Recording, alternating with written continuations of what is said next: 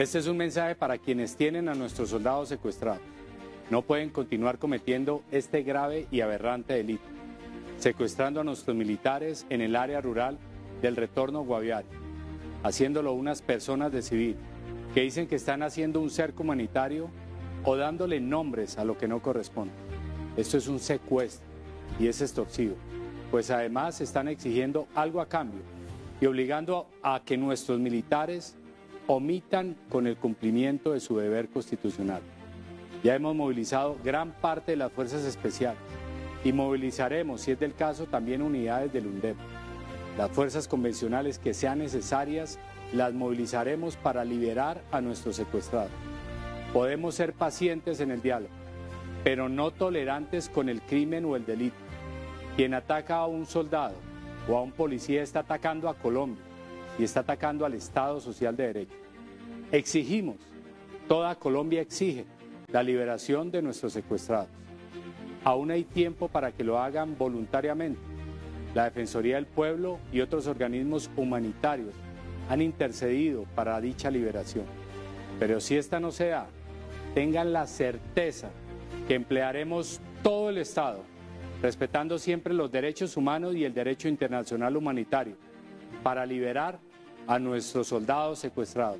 Bien, escuchábamos las declaraciones del ministro de Defensa, Pedro Sánchez, en Colombia, exigiendo la liberación de estos 34 militares secuestrados. Y es que justamente vamos a seguir compartiendo informaciones desde Colombia, pero en esta oportunidad con nuestro compañero Sergio David González, que ya está conectado. Te damos la bienvenida, Sergio. Cintia, un gusto saludarte a ti, a nuestra audiencia en Latinoamérica y también en los Estados Unidos. Mira, la noticia aparte de esta, que es lamentable, de los 34 militares que están secuestrados allí en el Guaviare, pues también hay una noticia importante y tiene que ver con la zona binacional y todo lo que está pasando con la militarización por parte del régimen de Maduro aquí en la frontera con Colombia. Y para hablar con esto nos acompaña en este momento de la mañana el doctor Juan Carlos Pinzón, quien fue ministro de Defensa, ex embajador de Colombia en los Estados Unidos y actual precandidato a la presidencia de la República. Gracias por estar con nosotros aquí en DNews. Un gusto, encantado de estar con ustedes. Bueno, hablemos sobre estos 34 militares secuestrados. Doctor Pinzón, ¿ya se está convirtiendo esto en un común denominador por parte de la guerrilla de estar instrumentalizando a la comunidad civil? No, lo que está pasando en Colombia es muy grave. Las estructuras del narcotráfico tienen penetradas todas las regiones del país, tienen dominación sobre comunidades, las obligan a actuar de cierta manera, si no actúan de cierta manera en función del interés criminal, las terminan o asesinando o desplazando. Entonces, ¿qué ocurre? Cuando entran las fuerzas militares o de policía, inmediatamente instrumentalizan a la población civil, que está totalmente obligada, y los llevan a cometer este tipo de secuestros. Se volvió un tema común en Colombia. Esto es inaceptable, porque aquí lo que está triunfando es el crimen organizado y, si se quiere, el narcotráfico internacional.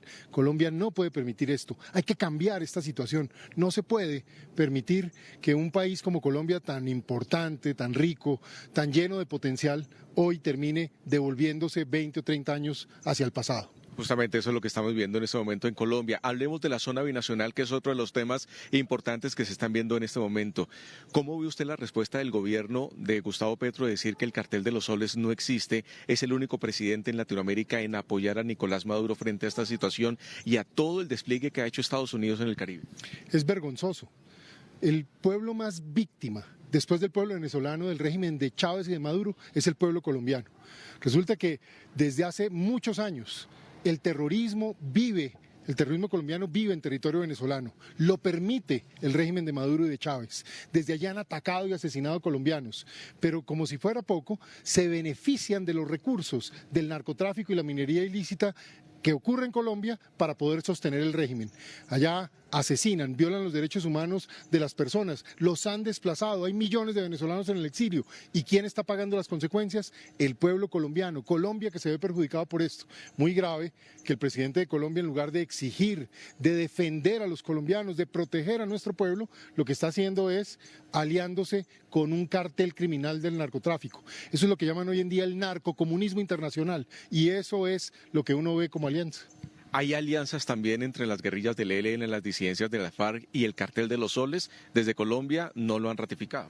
Desde hace muchos años. Es que el ELN se fue para Venezuela con autorización del régimen de Chávez en ese momento, desde hace más de 25 años. Allá han estado, allá viven, allá están acomodados, apoyan al régimen de Maduro y de Chávez todo el tiempo, están totalmente alineados.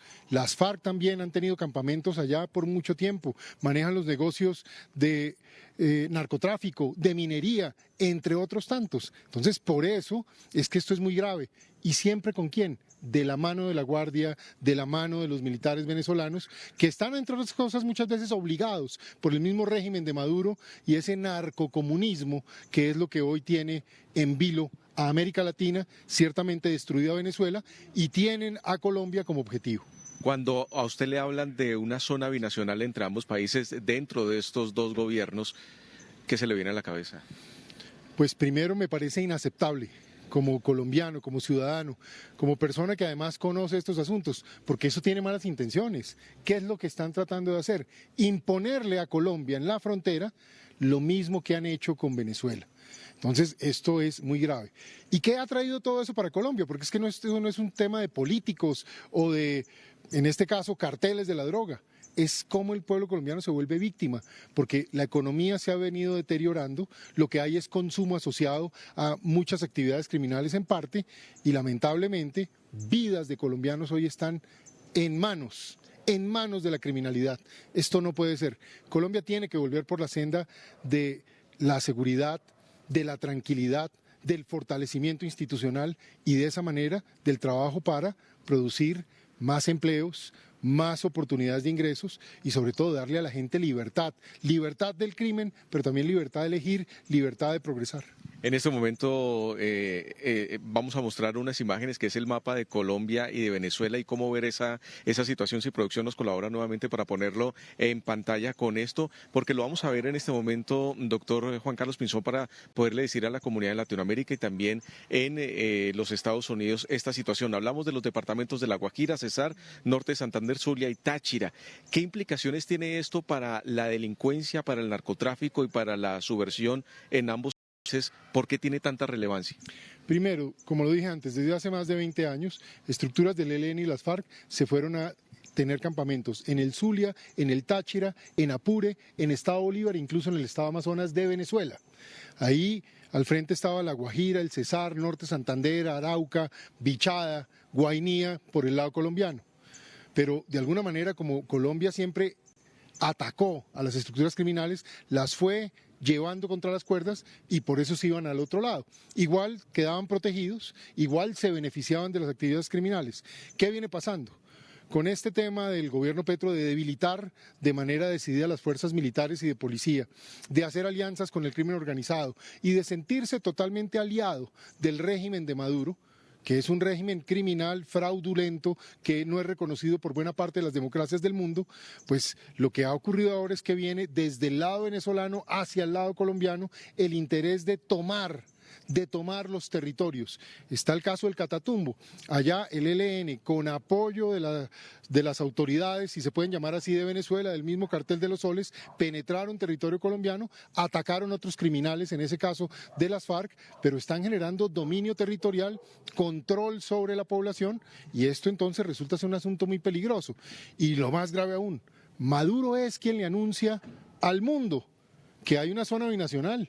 Eso desde el punto de vista incluso de la legitimidad en Colombia es inaceptable. La Corte Constitucional tendrá que impedir cualquier acuerdo que viole la soberanía colombiana y que atente contra la vida y la tranquilidad de los colombianos por cuenta de la administración de Petro. Para finalizar, doctor Pinzón, ¿qué le puede ocurrir a Colombia en este apoyo que le está dando Gustavo Petro al régimen de Maduro internacionalmente?